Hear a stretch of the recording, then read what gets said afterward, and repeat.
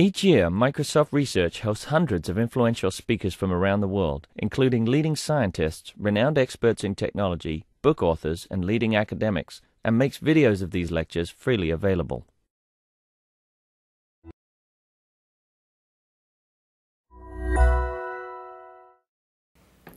Welcome, everyone. And today we are honored to have Dr. Zhenyu Zhang to come here. And Zhenyu is very, very good, have great experience, is well known. He's an IEEE fellow, and he's a manager here, a research manager of multimedia interaction and experience. And he also published 200 papers. He's an IEEE fellow and ACM fellow. He's a founding editor-in-chief of the IEEE Transaction, Autonomous Mental Development, and served on the editorial board of IEEE TRAMI, IEEE TCSFT, IEEE TMM, many conferences. Also, he has served as program chair, general chair, and the program committee member of numerous international conferences in the area of computer vision, audio and speech signal processing, multimedia, human-computer interaction. And he's a general chair of International Conference on Multimodal Interaction 2015, and the general chair of IEEE Conference on Computer Vision and Pattern Recognition 2017. And he received IEEE Helmholtz Test of Time Award and has for his paper published in 1999. So let's welcome distinguished Zhenyu Zhang. Yeah. Thank you. Thank you.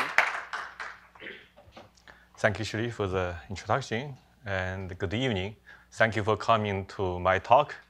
This is part of the IEEE Seattle section Tech Talk series. We have this monthly event.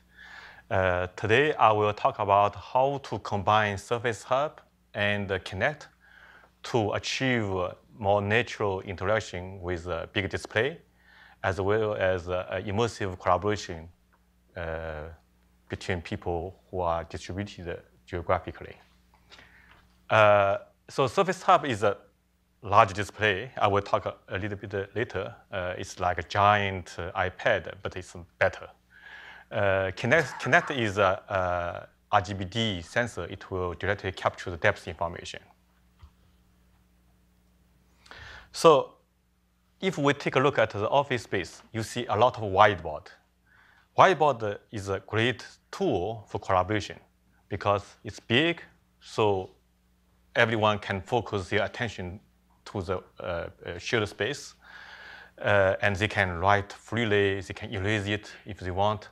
But most importantly, when they collaborate, they brainstorm, they can see each other's facial expression, hand gesture, body posture, gaze awareness, intention, etc. Okay? So this is an important tool, and that's why in the modern office space you see quite nice whiteboard in the office. At the same time, more and more electronic displays are installed in the office because they are getting cheaper and cheaper. Those displays could be large and could be also touch-enabled. Okay. So how to leverage this trend is an interesting thing for collaboration, remote collaboration, and interaction. Microsoft has announced the new line of product called the Surface Hub. It will be released on January 1st next year. Surface Hub is, as I mentioned earlier, it's like a giant iPad, but it's better. It provides the best pen and touch experience on large display. So there will be two versions. One is 55 inches, and the other one is 85 inches. Okay, and the 85 inches Surface Hub has a 4K display, so the display quality will be very good. And I also mentioned we'll use the Kinect sensor to enhance the Surface Hub. So the Kinect sensor directly captures 3D information, okay, the depth information. This means now we can see the surrounding environment, not just from the viewpoint of the sensor. We can now move out of the viewpoint of the sensor to see the environment. Okay? And this is a video the person tried to see from different angles. Back to my head because, well, the camera can't see that. But apart from that, that's what my room looks like here. So the idea is that based on the fact that we have a depth camera, we can really do this 3D stuff. So traditionally in computer vision, we use RGB camera, okay, it's a color camera to do the computer vision tasks. And depth sensor now offers a number of advantages. For example, the Kinect sensor can work in low light or even in the complete dark room because it emits infrared lights. And RGB will not work in low light condition. And the Kinect sensor can reconstruct immediately the depth information. So the person in front will be automatically pop out from the background. And if we use RGB, if the background is cluttered, then it's very hard to segment the foreground from the background. And also, because we directly get to the depth information, the scale is known with the depth sensor. In RGB, because the 3D environment is projected to the 2D sensor, so the depth is lost. Okay, so we don't have the scale. But the two are really complementary. So that's why even in the Kinect sensor, we also offer RGB camera. So that's why the Kinect is RGBD sensor. Yes? What is the sensing mode of the depth sensor? Is it ultrasonic? It's infrared pulse. It's also, there's two versions, right? The original Kinect is projecting the random dots and then do the 3D reconstruction. Oh. And the second version is using the pulse, different frequency. And for us, actually, here is a diagram we think could be a new surface hub, could be, okay, by integrating the depth sensor into the touch screen. So we can have a depth sensor on the wing, okay. So we can, from this one, we can see the people or the environment on this side. From this one, we can see from the left side. And the depth sensor on top can see the whole room, okay, at the back. Okay. You call it ViiBoard, does it mean? Yeah, I will say, okay, ViiBoard, I will tell you. Nothing to do with Nintendo Wii. No, okay, I will. So, yeah, I need to put okay, I will tell you later. So in our experimental setup, we don't have the integrated device yet. So we just put a Kinect sensor next to the large display. And you can see there's a little gap because the Kinect sensor has a minimum sensing distance. So we need to put them a little bit further away. And by combining them, we'll get a more natural and immersive interaction with TouchBoard. So the ViiBoard stands for Vision Enhanced Immersive Interaction with TouchBoard. The system consists of two subsystems. The first one is called VTouch. It's about human-computer interaction. The second one called ImmerseBoard is about human-human collaboration across distance. Okay, and we'll show you in more details. So in VTouch, we leverage the cues of the user from the Kinect sensor. For example, how far the user is from the surface hub, where he is standing, who is the person, whether the person is using the left hand or right hand, and what gesture, etc. So to do to have a better interaction. For ImmerseBoard, because the depth sensor can reconstruct the remote person in 3D, so we can manipulate the person in 3D and render it appropriately, so we can achieve real-time immersive experience to feel that we see the reference point of the remote person and share the feeling that we are standing in the same space and being aware of the gaze of the remote person predicting the remote person's intention. So we really try to achieve the experience that the two people are standing side by side in front of the same whiteboard. So now let's take a look at about the VTouch, the first subsystem, Vision Enhanced Touch Experience. So as I mentioned earlier, we really want to leverage the Kinect sensor to extract cues about the user, position, proximity, person ID, hand ID, gesture ID, and intention. Okay? And here is the system diagram. From the Kinect sensor, we apply a number of computer vision-based algorithms and extract the cues, and then we use the cues of the user to design interactive applications to work with the large display. And the four key computer vision technologies are the sensor display calibration, human skeletal tracking, hand gesture recognition, and person recognition. So I will explain one by one shortly. The first technology is sensor display calibration. So we use the Kinect to sense the user, but the sensing result is expressed in the coordinate system of the Kinect coordinate system. Okay? And the interaction is done in the coordinate system of the display. Okay? The two need to be brought together and sets the calibration process. So we need to determine the rotation matrix and transition vector between the two. And this can be easily done by tapping a few points on the display. Because by tapping on the display, we get the touch point that's in the coordinate system of the display. And the fingertip at that time is the XYZ is obtained from the Kinect sensor. So then we can compute the rotation matrix and translation. So the calibration is can be done very easily. The second technology is about human skeletal tracking. A human, in our case, is represented by a few joints, like the head, neck, shoulder, etc. And each joint is represented by the XYZ coordinates. And we can compute from the XYZ, we can compute the angles, etc. And Kinect sensor tracks 20 body joints in real time. And here is the pipeline, how it works. So from the depth image, each depth pixel is classified into a body parts. Okay? So for example, if we take this pixel, we say, okay, this is probably the right shoulder. Okay?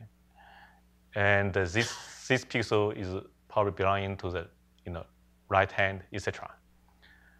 So that's a per pixel inference for each depth pixel. But this could be very noisy because it's determined per pixel. So we then aggregate the information in the neighborhood. And this will generate hypothesis of the body joints. Okay? And this is still noisy.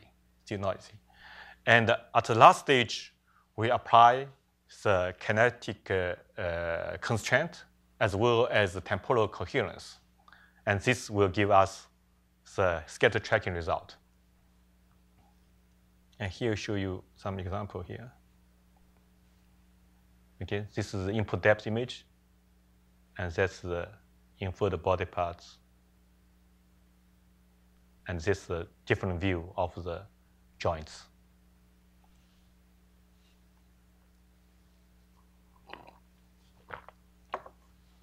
Okay.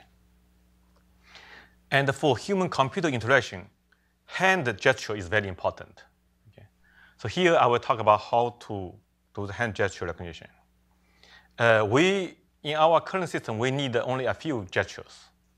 There are two gestures, actually. One is the gesture when the person is very close to the board. Okay? This includes the color palette in order to choose different colors, or typing, pointing. And for the far mode, when the person is pretty far from the board, then pointing or clicking, etc., is needed. And what we do, we first, from depth image, to segment the hand, okay? Cut out the hand region. And then we build this local occupancy pattern around the hand, okay? And based on whether we divide into a number of cells and count the number of points in each cell. And then we do the multiclass support vector machine to determine the near mode left hand, near mode right hand, different gestures. And the training data we have now is only from 4 people. We are working with more people now. And each person is asked to walk in front of the large display with each gesture, okay? And at the runtime, based on the position of the person, we can determine whether we need to apply the near mode gesture or far mode gesture, and then we apply the classifier. That's for the hand gesture. For person recognition, I'm sure everyone knows, we do the face recognition. But we do actually a little bit more than face recognition. We combine face plus body appearance like clothing, okay? The reason is when you walk in front of the surface hub, sometimes you are not facing the Kinect sensor, so you don't get the front view of the person, right? But the body appearance, the clothing, you can see from everywhere, okay? And this is usually stable, at least for the whole day. You don't change the clothes during the day, okay?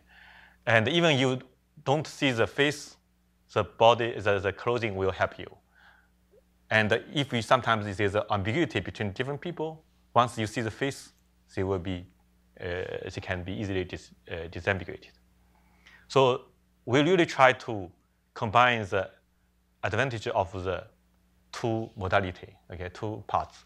Face gives you accurate recognition for front view, but very bad for side views and occlusions. And body appearance is not robust. It can be confused when people wearing different clothing, similar clothing, but it's robust for side views. And for the face recognition part, we use, so there's a feature, usually you get the features, and then you have the classifier. In our system, we use a multi-scale LBP, okay, local binary pattern descriptor. We choose a lot of features, but we use the PCA to reduce to 2,000, and then we use a joint Bayesian method to determine whether this is the user or not. Second, the pizza is over the back. Okay. If you want to pick it up and come back. If you are hungry. Yeah. For the body appearance, we, as we are tracking the person, so we have the upper body, lower body, hands, etc. So we just use a few parts of the body, and for each body part, we also have different angles, based on the pose orientation with respect to the Kinect sensor, okay? And then for each part and each orientation, we have the color histogram. And based on color histogram, we can construct a model of the appearance. So here, I will show you some result. So the person is coming, and initially it's unknown. But as soon as the front view is seen, then the person is recognized. Unknown, and then quickly it's recognized as imp. Okay, and it's robust to occlusion. And now Yinpeng is trying to defeat the system by changing the clothes. So now he's coming with different clothes. Then it's initially unknown, but as soon as the person is seen front view, the front view is seen, then it will be associated the name face with the appearance model. So what's the size of population of the faces that you want to distinguish? So usually, in our system, usually it's a team member size. Yeah, so it's 10 people, right? Yeah. How frequently are, I'm sorry. This is pretty robust. Yeah. sorry. So you have 100,000 dense sample points for facial recognition, using PCA to reduce the rank of that problem to 2,000. Yeah. That's a great big matrix. It's a big matrix. How often do you have to invert that? Is it once per appearance of a new face, or is it regularly done or periodically done? So the model, that's pretty fast. So now the projection is really fast. 100,000 by 100,000. Yeah. No, that's fast. Yeah. But in our case, actually, we don't run every frame. It's about 5-6 frames because in the middle time we can track, right? So it's a running multi-thread situation. Yeah.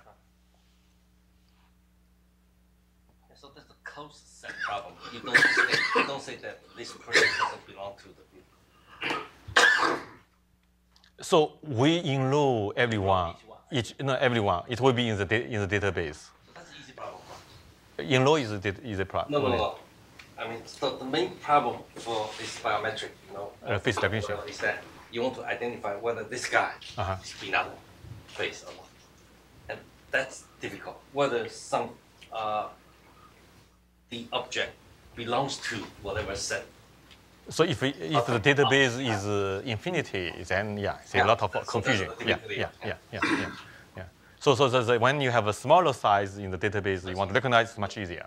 Yeah. So you probably don't make any mistake here. Still, when side view, etc., it's harder, right? Lighting condition, So now we'll show you how the VTouch works. Here are a few applications. For example, you can bring up menu without touch. You can display menu wherever you are. And can augment touch with hand ID, person ID, and gesture ID. And hover, I would explain those hover here, pointing auto lock of the display. So when you walk away from the display, it can automatically lock the screen for the privacy of the content. And when you come back, if you are part of the session, it can unlock for you to continue the session. Okay. And here are a few screenshots. I will show you the video. Okay. So like showing the palm open, it will bring automatically the color palette menu. So you don't need to go to the start menu, drawing, color, etc. Okay, you just show the palm. Same thing for typing. And we recognize different people, so we can determine who wrote what. Okay, like this case is a user 1, this is a 2. Okay, and here when the two people play a game, automatically we know who is who. So you don't need to change the color. It will automatically assign different color for different people. And here's the screen locking, etc. And when the person is pretty far away, we can have the pointing, and we distinguish whether you are using left hand to point or right hand to point.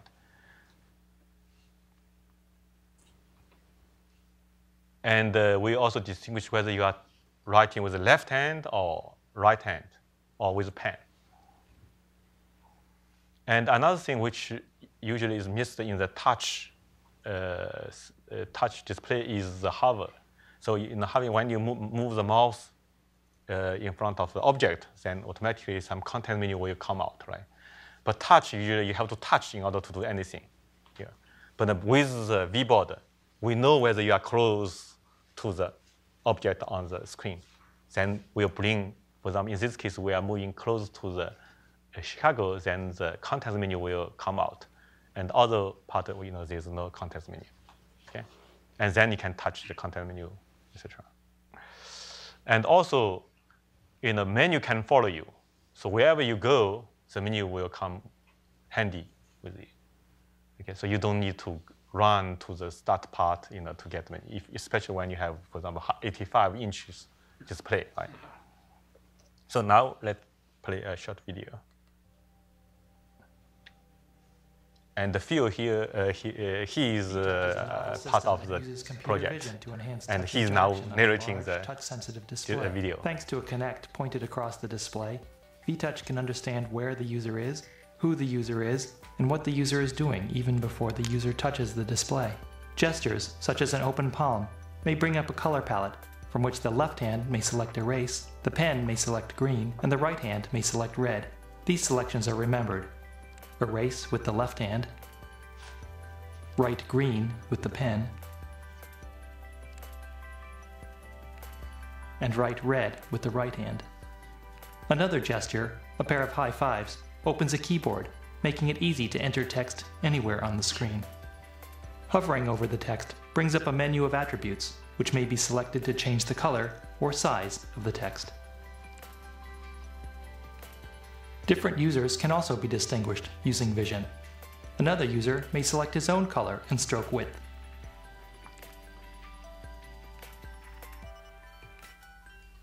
When the first user returns, his settings are remembered.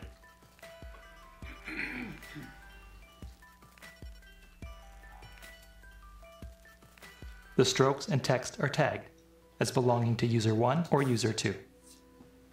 VTouch knows the user's location. Not only can it bring up a menu near the user, but it can keep the menu near the user, so he does not have to hike back to the far end of a large display. Pointing, for interaction when the user is away from the board, is also possible. So we distinguish whether it's Pointer pointing or not gesture pointing. detection is robust against other gestures. The right hand is distinguished from the left. Selection is also possible. VTouch requires the Kinect to be calibrated with the display, but calibration is easy, simply by touching 4 points on the board. VTouch uses vision to enhance touch by detecting gestures whether far or near to the screen, distinguishing between hands when they touch the screen, restoring hover to touch screens, distinguishing between users, and tracking their positions. VTouch, Vision Enhanced Interaction for large touch displays. So we have conducted user studies, and people really like it. Okay, most people. Just one person in the field, body folding is a little bit distracting, and one person feels that left hand, right hand is too difficult to remember. So when you do something, they just prefer just touch with always with one hand, rather than left, right. Okay. But other than that, people feel it's very, very good. Okay. Okay, so now let's move on to the second subsystem called the ImmerseBoard, Vision Enhanced Remote Collaboration. So before we talk about remote collaboration, let's look at the co-located collaboration. So for example, two people standing in front of a physical whiteboard. What you have, you see different people, okay, in front of you. You see the facial expression, eye gaze, gesture, etc. Okay, so you really have the full bandwidth across people, and also you see immediately the content creation, okay, because it's in the same space, right? And now let's look at the current situation about remote collaboration. So what do you usually have? You have a window of the remote person, the talking head of the remote person, right? And you have a shared space to collaborate with remote people. But the two are disjoint. They are not connected with each other. So what do you have? Between people, you only see the face, okay? Very thin bandwidth I draw here. And for the content, you don't know how the content was created, actually. You just see the final result pop up in the screen, right? Because you don't see the gestures, pointing, etc. Okay? So what we want to do is really trying to bring the two spaces together and create a much richer bandwidth between the faces and between the content creation. So here is one example. The person point here, okay. So now the person can move out of the box now, and the remote person can see. Okay. And I will show you later how. So again, just to repeat, because the Kinect has 3D information, so we can manipulate the 3D information of the remote person to render it in an appropriate way on the screen. And then we can see the reference point of the remote person. People feel we are sharing the same space and aware of the gaze, predictive intention. And we have implemented two metaphors. The first one is on the whiteboard. Okay? You'll see how this is done. The second one is about two people writing on a mirror. So rather than looking to the side, you can look at the other person through the mirror, so without turning the head, Okay, so this is a little bit different. If you have seen the glass wall video, office video, then you have to write backward, right? And here in our case, we don't need to write backward because you write in the same side. Just you look at the person on the other side, right? It's reflected in the mirror. And we have implemented actually three. Okay, so that's two people writing side by side. That's writing in front of the mirror. And here is exactly the same thing as the current system, the talking head and shared space. But now we manipulate the hand to touch the reference point. Okay. So you'll see. Okay. Now let's play the video. It is a system for remote collaboration through an electronic whiteboard with immersive forms of video. Thanks to a Kinect camera mounted on the side of a large touch display, we augment shared writing with important social cues, almost as if participants were in the same room. This 2.5D hybrid between standard 2D video and full 3D immersion shows the remote participant's 2D video on the side, but his hand is able to extend out of the video frame in a non-physical way to write or to point to a place on the shared writing surface. This visualization shows the remote participant in full 3D, as if the participants were standing shoulder to shoulder in front of a physical whiteboard. Eye gaze direction is improved, as well as gesture direction, body proximity, and overall sense of presence. So what we do here is, the Kinect captures the 3D information shape of the person, right, plus the color, etc. And then we have this whiteboard, okay, whiteboard in 3D space, and essentially the surface hub surface, and then the person. Then we tilt the whole thing inside and project on the screen. That's why we get this tilt board plus the person. So you can see now the eye gaze of the remote person.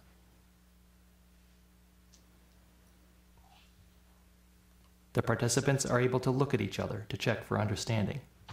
Finally, this visualization shows the remote participant in 3D as if reflected in a mirror on which the participants are writing. Eye contact and gaze direction are further improved, as well as overall sense of presence. ImmerseBoard makes remote collaboration almost as good as being there. Natural remote collaboration.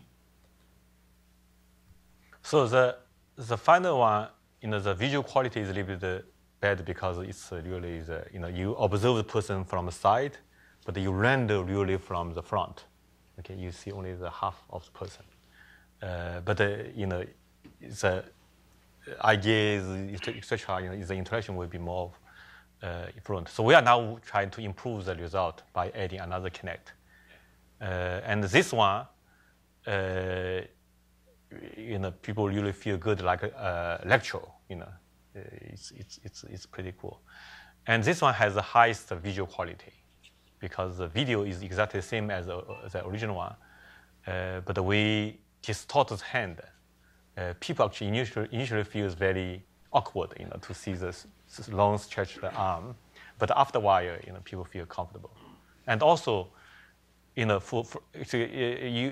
see the long stretched arm from your point of view, but for the person standing here, because of the foreshortening, which is the view, right? It's not very long actually, so it's still acceptable. When you work a little bit in front, you forget the stretched arm. But we still need to make the hand more stable, etc. Right?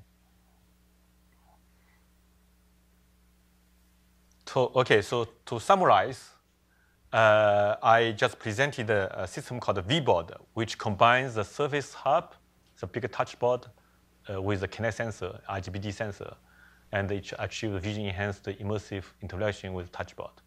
So by leveraging the cues of the user using Kinect, now we can interact with the large display beyond the touch. Okay. Even before you touch, we know a lot of things about user. And using gesture, person ID, it's very natural and rich. And also because the Kinect captures 3D information, by rendering appropriately, we really feel remote people can work together as if they are standing side by side. Okay. And the future research will be to try to unify the experience from large display to surface to phone maybe. And this is a joint work with Impen, VTouch, he's here, and Zhichen. Okay, thank you for your attention. Questions? Yes. You said something about using multiple Kinects. Yeah. You're going to do that without interfering with each other. So the interference, actually, if you can synchronize, you can avoid the interference. And the Kinect sensor is not really for research purpose, right? So there's no synchronization to make it cheap. Actually, the interference was pretty bad for the older Kinect. When you project random dots. So when you add another Kinect, the random dots will be confused. Okay. With the new one, actually, it's much better. There's still some interference. Yeah. Actually, you tried the randomization vibration, right? Yeah. So when he was at the UNC, you can explain. You vibrate both the camera and the projector. Basically, since the two units are rigidly attached, they'll always see their own projected pattern sharply, but they'll blur out all the other patterns. So you can add a little eccentric match to the That's very cute trick, yeah. Interesting. You get about 90% of the interference goes away. How much bandwidth? Oh, sorry, go ahead. How far did you collaborate? From here to China, or how far? Oh no, this is because we want to see the other person's experience, right? So we really put it side by side, yeah, and sometimes we separate by a curtain, Separate by a curtain. Yeah. How many points? But the idea is really try to have the system, deployed from China to here, right? Yeah. How many points can you do on the body for casting movement? You said 20 joints, right? No, that's a twin joint. But for the second one, for the second subsystem, right, you need to render. So it's about 500 times 400, and you have a smaller portion of the person. So I don't know exactly, but yeah. So your camera resolution is what? So depth sensor, the second one, I believe is 500 by 400 something. Do you remember? Yeah. But just the RGB. No, I'm talking about the depth sensor. Yeah. Yeah, smaller. So the RGB is HD. Okay. RGB is HD quality, yeah. Yeah, because you need a lot of pixels on a face in order to... Yeah, in order to have the good view. Yeah. Because the geometry part, if you can still use in triangle. Okay, yeah. Patch, and the color will be mapped on the triangle. Yeah. You have a question? No. Okay. So I'm not clear on how the Kinect depth sensor works. Are you projecting fiducials, infrared fiducials? No, that's for the first Kinect generation. Okay. The first generation is projecting the random fiducial points. Okay. And that pattern is known. Yes. For the Kinect. Mm-hmm. So then you capture the projected one from the second image, is from the camera, IR camera. Mm-hmm. And then you need to match the observed one with the other one. Then you do the triangulation in 3D space. Mm-hmm. The second one is... The camera and the projector are offset by some of them. They're interferometric. Yeah. Yes. But that would be in a plane, right? So getting the third dimension requires some out-of-plane sensing. So you just... No, they're offset. So here's the projector over here projecting out that way, and here's the camera over here. Mm-hmm. So it's like a stereo camera. Sure, but that's only in a plane, right? How do you get the out-of-plane resolution when you're interferometric in a plane? Because there's a whole locus of ambiguity So no, the patterns is really random. It's very unique. Okay. You can distinguish it quite clearly. Yeah. And for the second generation, maybe Phil, you can explain the depth sensor. It's a very different technology. The second Kinect version is a time-of-flight camera. Oh, okay, it's pulsed. And there are different kinds of time-of-flight cameras. One is pulsed. The pulse is gated. This one is actually a heterodyne. Okay, It's a modulated sinusoid, and you measure the phase difference on the channel. Okay. The very first radars, phase-based ranging. But still infrared, right? Still infrared, yeah. Okay. Then my question was, how much bandwidth do you need with this thing? I mean, how good of a connection? So it depends on how you implement. Okay. For flexibility, you want to send the 3D information to the other side and render. In that case, you need the depth information plus the color. So you need additional bandwidth. But another way to do is you render, if you know that the configuration is fixed for the remote side, so you can render from this side, right? And then send the 2D images in the outside, and then it's almost same. Okay. So this is mostly for two people. And currently the system works only for 2 people actually. Oh, okay. But if you think about extending to more people, then the rendering will be different for different people, because each one will have their own location, their own eye gaze, etc. In that case, it's better to send the broadcast 3D information to the remote side, and then they will be rendered in real time according to the user's location and pose. So the bandwidth is not much higher in that case, yeah. But it will be a little more. Yeah, if your depth sensor is like 500 by 500 and your color is HD, Yeah. It's not going to make that much difference. Okay. Actually, the most bandwidth demanding part is probably the noise in the depth sensor. So we need to, the noise smooth out. Yeah. Yeah.